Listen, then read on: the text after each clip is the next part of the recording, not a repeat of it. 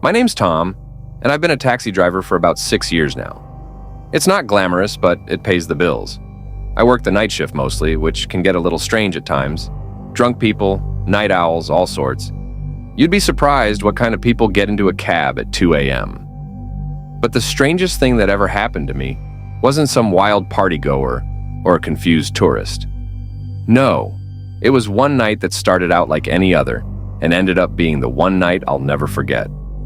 It was a quiet Thursday, around 11 p.m. I was driving through the city center, thinking about heading home. My shift was winding down, and the streets were pretty empty. I'd already had a slow night, just a couple of regular fares, nothing out of the ordinary. As I drove past an old diner on 4th Street, my dispatcher's voice crackled over the radio. "Tom, you got a pickup. Corner of Maple and Vine. Guy needs a ride." I wasn't thrilled about it, but it was close by, and I figured it'd be a quick ride. So I turned the car around and headed over. When I arrived, I didn't see anyone at first. The corner was dimly lit, just a flickering streetlight and a few closed-up shops. Then, out of the shadows, a man stepped onto the sidewalk. He was tall, wearing a long black coat and a dark hat. His face was pale, almost sickly pale, and he looked like he'd been standing in the rain for hours, even though it hadn't rained that night. Something about him made me uneasy, but I shook it off. A fare is a fare, right? He opened the back door and got in without a word.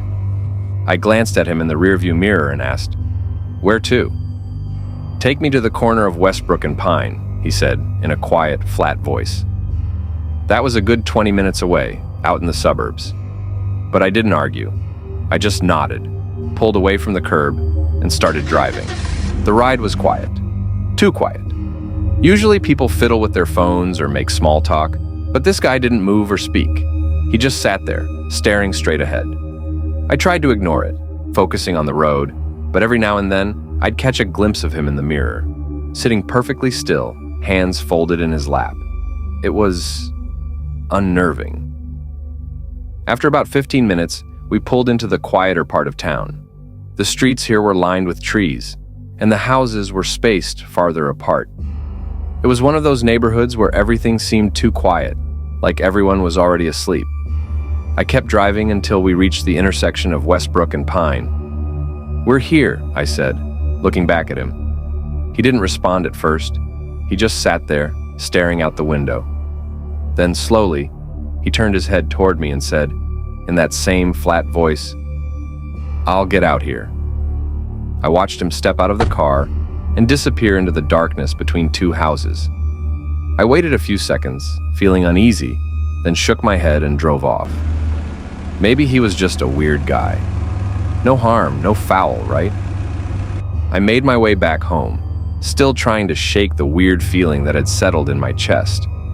By the time I pulled into my driveway, it was past midnight, and I was exhausted. I parked the cab, went inside, and changed into something comfortable. I made myself a quick snack and sat on the couch, trying to relax. That's when I heard it. A knock at the door. It wasn't loud, just a soft, steady knock. My stomach tightened. I wasn't expecting anyone, especially not at this hour. I walked to the door and hesitated for a moment before looking through the peephole. Standing on my front porch was the man from the taxi. My heart skipped a beat. How the hell did he know where I lived? I hadn't said anything about where I was going after dropping him off.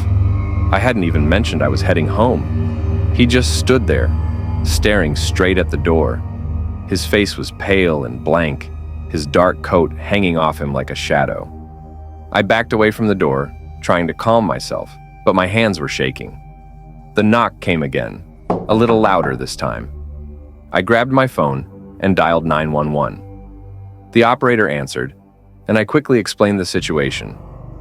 "There's a man at my door," I said, my voice trembling. "He was my passenger earlier tonight. I don't know how he found me. He's just standing there, knocking." The operator assured me that the police would be there soon. I hung up the phone and waited, every minute feeling like an hour. The knocking continued, rhythmic and steady, never too loud, but constant. like he was just waiting for me to open the door. Finally, after what felt like an eternity, I heard the sound of sirens in the distance. I looked through the peephole again, but the man was gone. The porch was empty. No sign of him anywhere. 2 officers arrived at my door a few moments later. I opened it quickly, feeling a wave of relief. I explained what had happened, how the man had been knocking for nearly 20 minutes, how he'd been my passenger earlier that night. They searched around the house, checked the yard, the street, but they didn't find anything. No footprints, no sign that anyone had been there. One of the officers turned to me and said, "Are you sure he didn't leave before we got here?" "I swear he was just here," I insisted, still feeling the adrenaline coursing through me. They took down my statement and said they'd patrol the area, but there wasn't much they could do unless the guy came back. They told me to lock my doors and call them if I saw anything else suspicious. I watched them drive off, still shaken. I locked every door, every window, and sat back down on the couch, trying to calm my racing heart. But I couldn't shake the feeling that he was still out there, watching, waiting. And even though the knocking had stopped, the uneasy silence felt far worse. I never saw the man again, but every time I hear a knock at the door late at night, I freeze, expecting to see his pale face staring back at me. And I always wonder, how did he find me? And why did he come?